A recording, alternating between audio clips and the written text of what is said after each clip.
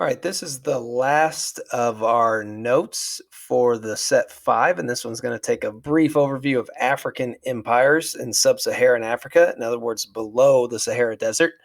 And so there are 4 questions in your notes for this one. All right, so some African empires. There are, as you can tell, lots of empires that are going to come and go in this. 4 that I'm going to point out that are 4 of the stronger ones, the stronger areas that stand out would be number 1, Mali. And you can see the Mali Empire, the blue there, the overlap. Notice that these are overlapped. They're going to actually replace the Ghana Empire. And then one that replaces the Mali Empire, the Songhai Empire. So both of those in Western Africa. And then you move over to Eastern Africa, not on this coast, or not on this map, but throughout the coast here, group of kingdoms put together, the Swahili empires that were along the eastern coast of Africa, and then Great Zimbabwe, which take art history to learn a little bit more about that one. But Great Zimbabwe. So those are 4 for your question number 1. And those are the empires we're going to not really look at those in particular, but just to be aware of. We're going to zero in on a couple about how the influence of Islam and how it helps African empires consolidate and grow as an empire. So number 2, how did Islam become a dominant religion in Africa?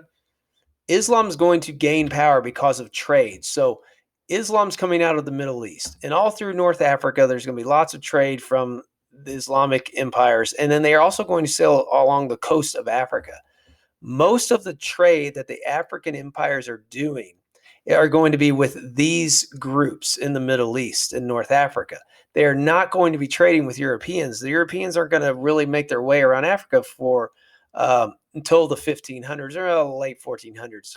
But that trade empire had already been established over land and through the Indian Ocean with Islamic groups. So Islam becomes the dominant religion through trade. Now, that is going to help them gain power because when they have a religion that they can then, so Africa still has lots of local religion and religious beliefs, but this one dominant religion helped kings consolidate their authority by having uniformity among them. We're going to see lots of wealth be gained from these trades. One, Mansa Musa, here's an image of him. He was the king of Mali, and when he goes on his pilgrimage to Mecca, which was in Saudi Arabia, he takes so much gold with him and spends so much gold in Egypt on his way there that he wrecks the Egyptian economy. He might be the wealthiest man to ever live in history, Mansa Musa. But anyways, so number 3, I don't have a slide for that, but number 3, what was the role of slaves in the West African kingdoms? It's going to help them in that they're going to build armies out of slaves. Now, not all whole army was made out of slaves, but they're going to use slaves as soldiers, skilled soldiers, which is nothing that you would ever see in the Americas because slaves here are going to be treated much more harshly and not trusted to fight. While there, they were not, and they were actually trained as skilled workers as well, very much like we see with the Janissaries in the Ottoman Empire. So they are used to help conquer others and build up their military strength and skills.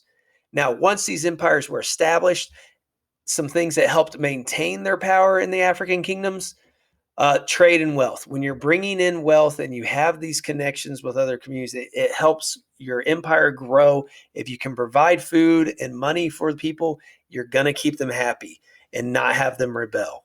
A common culture and religious beliefs, those are going to be brought through Islam. Lots of different tribes speaking lots of different languages and different ethnicities within are helped bonded together through Islam. And then having a strong military, which goes back to the slaves and goes back to all these other empires like the Ming Dynasty and the Ottoman Empire. A strong military is needed to maintain control over such vast empires and to continue to expand it down the road. So these are just a look at this set's just a brief look at a few empires. Hopefully these notes will help you tackle all the mastery guides and then again on the summative for set 5. So thank you for watching these, and I